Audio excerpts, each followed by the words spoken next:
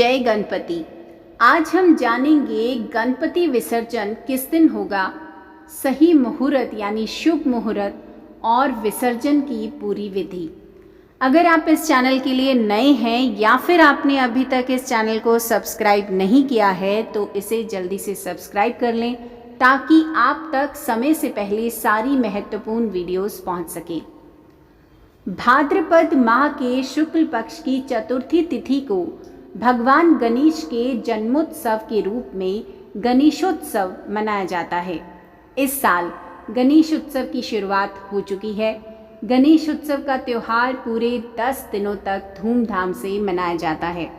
इस दौरान घर घर बप्पा की मूर्ति स्थापित की जाती है और चारों ओर गणपति बप्पा मोरया के जयकारे सुनाई पड़ते हैं। लेकिन इसके बाद बप्पा की विदाई भी की जाती है, क्योंकि गणेश महोत्सव की आखिरी दिन विसर्जन की परंपरा होती है। 10 दिवसीय महोत्सव के बाद अनंत चतुर्दशी के दिन गणपति का विसर्जन किया जाता है। लोग नदी, तालाब, समुद्र में गणपति की प्रतिमा विसर्जित करते हैं। अगर आप इको फ्रेंडली गणपति की स्थापना करते हैं तो किसी गमले या पानी के टब में भी इसका विसर्जन आसानी से कर सकते हैं। आइए सुनते हैं इस साल कब किया जाएगा गणपति विसर्जन और क्या है इसके लिए शुभ मुहूर्त। गणेश उत्सव का त्यौहार पूरे 10 दिनों तक हर्षोल्लास व धूमधाम के साथ मनाया जाता है। इसके बाद गणपति के विसर्जन के साथ गणेश उत्सव का समापन होता है। लोग इस उम्मीद से गणपति का विसर्जन करते हैं कि वे अगले साल फिर से आएंगे। इसलिए गणपति विसर्जन के दौरान कहा जाता है, गणपति बप्पा मोरया, अगले बरस तू जल्दी आ। लेकिन जानते हैं कि गणपति विसर्जन की परंपरा की शुरुआत कैसे हुई? गणपति चतुर्थी यानी गणेश चतुर्थी पर्व के इतिहास की बात करें तो बाल गंगाधर तिलक ने सबसे पहले महाराष्ट्र से इस पर्व की शुरुआत की थी। इससे पहले भी गणेश चतुर्थी मनाई जाती थी, लेकिन लोग अपने घरों में ही गणेश जी की पूजा करते थे, लेकिन पंडाल या फिर विशाल आयोजन नहीं किए जाते थे। बाल गंगाधर तिलक ने 1893 में सबसे पहली बार महाराष्ट्र में धूमधाम और सामूहिक रूप से इस पर्व की शुरुआत की। अंग्रेजी हुकूमत के खिलाफ आवाज़ उठाई। उन्हें जन जन तक अपनी बात पहुंचाने के लिए एक मंच की ज़रूरत थी, इसलिए उन्होंने गणेश महोत्सव की शुरुआत की। गणेश महोत्सव बाद गणेश विसर्जन भी किया गया था।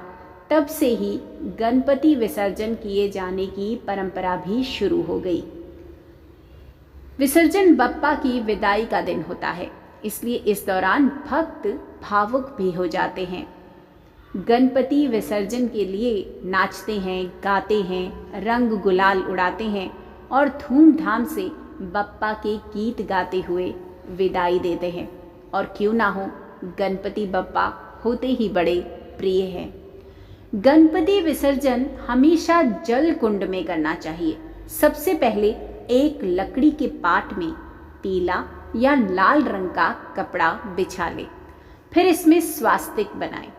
पाठ में अक्षत फूल रखकर गणपति की मूर्ति रखें।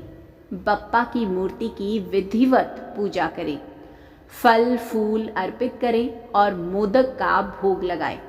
सभी लोग मिलकर बप्पा की आरती करें। गणपति की प्रतिमा और पूजा से जुड़ी चीज़ों का सम्मान पूर्वक विसर्जन करें। इसके बाद क्षमा प्रार्थना करते हुए बप्पा से अगले बरस आने की कामना करें। आइए सुनते हैं गणपति विसर्जन मुहूर्त। प्रातःकाल मुहूर्त 6:05 से 10:45 तक इसमें चर लाभ और अमृत के चौघड़िया होंगे।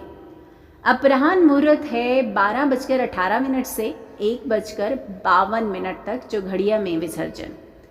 शाम में मुहूर्त होगा 5 से 6:31 तक चर का चौघड़िया रहेगा और रात्रि को मुहूर्त होगा 9:26 से 10:52 तक लाभ के चौघड़िया में विसर्जन होगा। रात्रि काल में शुभ अमृत और चर के जो घड़िया में विसर्जन 10 सितंबर 12:19 से 4:36 तक विसर्जन कर सकते हैं। अनंत चतुर्दशी के दिन गणपति विसर्जन किया जाता है। पंचांग के अनुसार शुभ मुहूर्त और विधि पूर्वक किए गए विसर्जन से ही बप्पा का आशीर्वाद प्राप्त होता है। विसर्जन के लिए सबसे शुभ मुहूर्त प्रातः और अपराह्न के रहेंगे। इस साल शुक्रवार 9 सितंबर 2022 को अनंत चतुर्दशी का पर्व है और इसी दिन विसर्जन किया जाएगा। लेकिन विसर्जन राहु काल में भूल कर भी गणपति विसर्जन ना करें। गणपति बप्पा आप सभी की मनोकामनाएं पूर्ण करें और अगले बरस फिर से आएं। गणपति बप्पा मोरया, अगले बरस तू फिर से आ। जय गणपति।